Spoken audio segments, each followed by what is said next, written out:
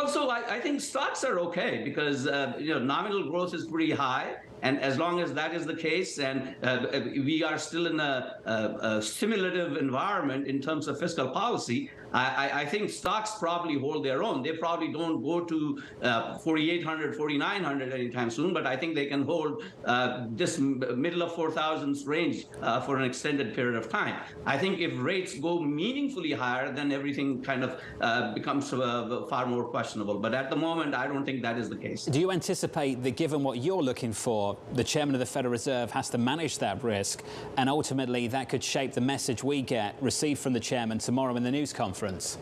Well, I think first thing is they're going to tighten. Everyone knows that. But I think there is absolutely no reason for the chair to tone down anything.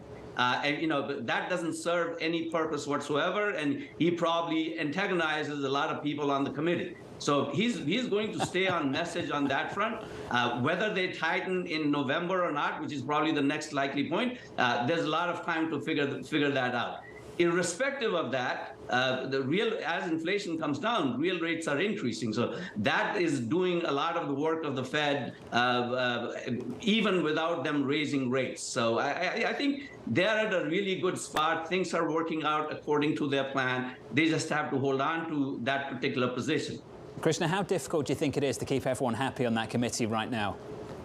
Well, so I think that there are folks who are still very worried about inflation and the fact that core is not coming down soon enough, and employment remains relatively robust. I think that certainly creates a bit of angst for certain of the members. But I think as inflation continues to come down,